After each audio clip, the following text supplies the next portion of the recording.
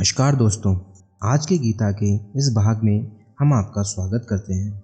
दोस्तों, हम चर्चा कर रहे हैं भगवत गीता व उसके ज्ञान पर।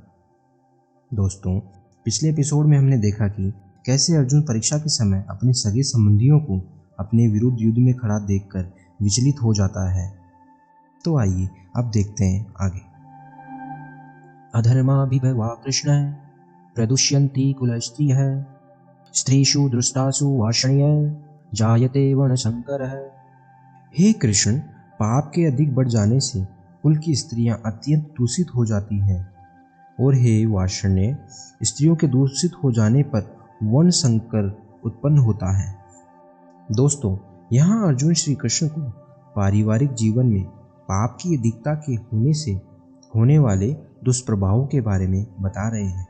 दोस्तों, एक सभ्य समाज के परिवार में स्त्रियों का महत्वपूर्ण स्थान होता है, क्योंकि परिवार की भलाई का श्रेय परिवार की महिलाओं के कंधे पर होता है। अगर एक सभ्य घर बनता है तो उसमें उस परिवार की महिला का प्रमुख स्थान होता है।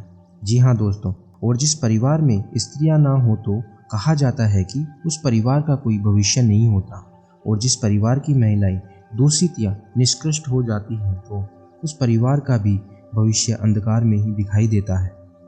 यहाँ श्लोक में भी अर्जुन इस बात का जिक्र कर रहे हैं कि हे कृष्ण, पाप के अधिक बढ़ जाने से कुल की स्त्रियां अत्यंत दूषित हो जाती हैं, और स्त्रियों के दूषित हो जाने पर वर्ण संकर उत्पन्न होता है। संकरो नरकायौ कुलघ्नानां कुलस्य च पतन्ति पित्रो होशां लुप्तपिण्डोदक क्रिया। वर्ण संकर कुल घातियों को और कुल को नरक में ले जाने के लिए ही होता है।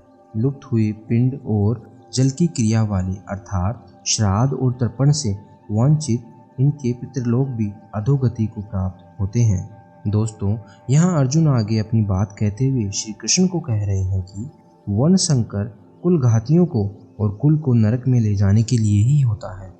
श्राद्ध और तर्पण से वंचित इनके पितृ लोक भी अधोगति को प्राप्त होते हैं।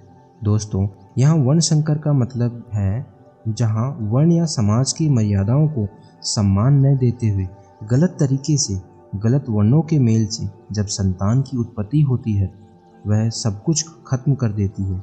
इसीलिए दोस्तों, समाज के नियम बड़े सोच समझ कर बनाए गए होते हैं, और इतने हजारों वर्षों की सोच व समझ और नियमों को बिना विचारे नहीं तोड़ना चाहिए।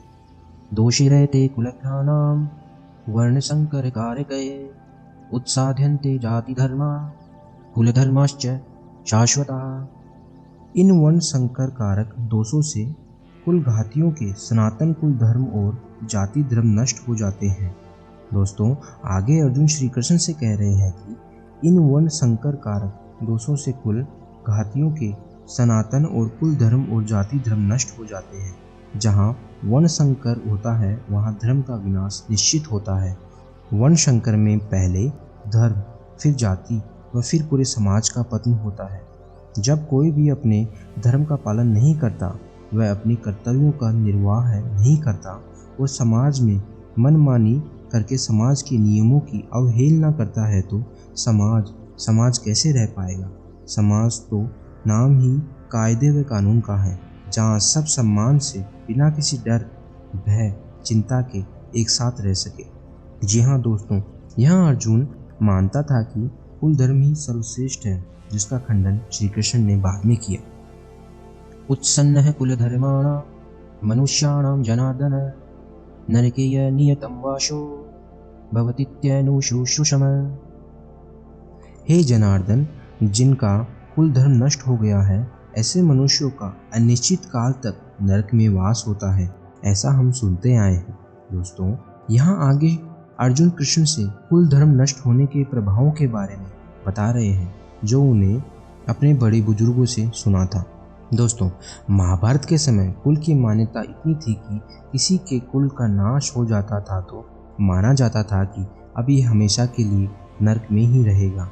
इसीलिए शायद उस समय के लोग अपने कुल की रक्षा करना, अपने सम्मान को बचाए रखना, उसका नाम करना इतनी बड़ी बात मानी जाती थी।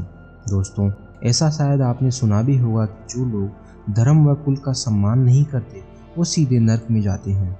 और सही कहूँ तो आज के समय में ऐसे कई जगह हैं जहाँ अपने धर्म व कुल का सम्मान नहीं होने से वह जगह अपने आप में ही नर्क जैसी प्रतीत होती है।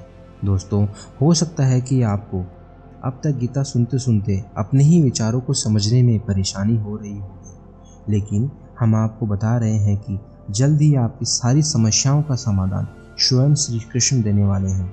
तो अगर आपके पास कुछ समस्याएं ऐसी हैं जिनका उत्तर अभी तक आपको प्राप्त नहीं हुआ है तो थोड़ा इंतजार और करिए, क्योंकि जैसे ही अर्जुन अपनी बात को विराम देंगे उसी समय स्वयं भगवान श्री कृष्ण आपके सभी प्रश्नों का उत्तर देने वाले हैं। तब तक हम देखते हैं अर्जुन की कुछ और समस्याओं व तर्कों के बारे में। अहोबत महत पापम करतु व्यवस्थिता वयम यद्राच्य शुकलोभेन हन्तुं स्वजनमुद्यतः। हाँ, शोक, हम लोग बुद्धिमान होकर भी महान पाप करने को तैयार हो गए हैं, जो राज्य और सुख के लोभ से स्वजनों को मारने के लिए उद्यत हो गए हैं। यहाँ अर्जुन अपने आप को कम ज्ञाता नहीं समझता, तभी तो वह युद्ध ना करना पड़े उसके लिए तर्क पर तर्क दिए जा रहा है। भगवान ने कहा है कि मनुष्य जब तक अधूरी जानकारी रखता है तब तक वह अपने आप को महान ज्ञानी समझता है, और अब तर्क देते देते अर्जुन की यह दशा हो गई है कि वह स्वयं भगवान श्री कृष्ण को ही समझाने लग पड़ता है। दोस्तों, शायद हम भी यही करते हैं हमारे जीवन में। हम भी कई बार हमें किसी युद्ध का सामना ना करना पड़े, उसके मुकाबले हम बहुत सारे तर्क ढूंढ लेते हैं और उन्हीं को सही भी समझने लगते हैं, लेकिन कहीं ना कहीं हमारी मन की गहराई में हमें यह बात मालूम होती है, लेकिन हम उसे स्वीकार करने से हिचकिचाते हैं। शायद यही अर्जुन के साथ भी हो रहा है। यदि मामे प्रतिकारं शस्त्रं शस्त्रपाणियः धार्तराष्ट्रारणे हन्युस् तन्मे क्षेमतरं भवेत्। यदि मुझ शस्त्र रहित एवं सामना न करने वाले को शस्त्र हाथ में लिए हुए धृतराष्ट्र के पुत्र रण में मार डाले तो वह मारना भी मेरे लिए अधिक कल्याणकारी होगा। दोस्तों, यहाँ अर्जुन आगे श्री कृष्ण को बता रहे हैं कि यदि मुझ शस्त्र रहित सामना न करने वाले को शस्त्रधारी धृतराष्ट्र के पुत्र रण में मारे तो उनका वह मारना भी मेरे लिए अति कल्याणकारी होगा। दोस्तों, अर्जुन शायद समझ रहा है कि यह करके इतिहास कहेगा कि वह अर्जुन समझदार था, जिसने अपनी बलि देकर युद्ध बचा लिया। इसीलिए अर्जुन कहता है कि शस्त्रधारी धृतराष्ट्र के पुत्र मुझ न प्रतिकार करने वाले को रण में मार दे, तब भी वह मेरे लिए अति कल्याणकारी होगा। तो दोस्तों, देखा आपने मोह कितना प्रबल होता है। इस मोह रूपी माया ने कैसे अर्जुन को अपने कर्म करने से रोका, कैसे कैसे उसके द्वारा तर्क प्रस्तुत किए गए।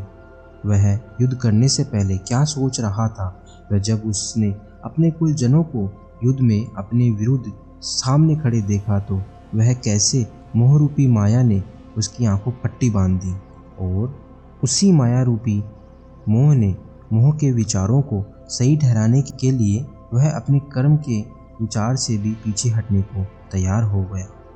वह यहाँ तक भूल गया कि यह धर्म का युद्ध था जिसमें सही व गलत का फैसला होना था। वह पूर्व में कौरवों द्वारा किए गए अधर्म के सारे कार्यों भूलकर युद्ध छोड़ने को तैयार हो गया, सिर्फ और सिर्फ मोह व परिवार के बंधनों के चलते हुए। संजय उवाच एवं मुक्त्वा अर्जुन संख्ये रथोपस्थुपाविष्ठ विसृज्य ससरचापं शोकशं विग्रमानशः। संजय बोले, रणभूमि में शोक से उद्विग्न मन वाले अर्जुन इस प्रकार कहकर बाण सहित धनुष को त्याग कर रथ के पिछले भाग में बैठ गए। दोस्तों, अब हम आपको एक बार फिर से महल में धृतराष्ट्र व संजय के पास ले चलते हैं, जहां अब तक संजय महाराज धृतराष्ट्र को ये सारी घटना वृत्तांत सुना रहे थे। उसके बाद संजय कहते हैं कि अर्जुन रणभूमि में शोक से धनुष को छोड़कर रथ के पीछे वाले हिस्से में जाकर बैठ गया।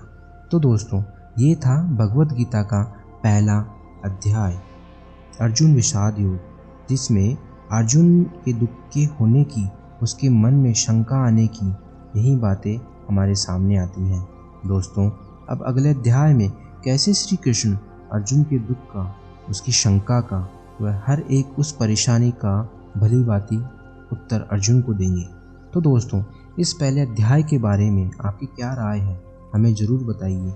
हमने अब तक गीता को स्पष्ट सरल शब्दों व आप लोगों के जीवन से जोड़कर इसे आप तक पहुंचाने का प्रयास किया। अगर इसमें कोई त्रुटि रही हो तो हम क्षमा प्रार्थी हैं व आपका प्यार व प्रोत्साहन की उम्मीद करते हैं।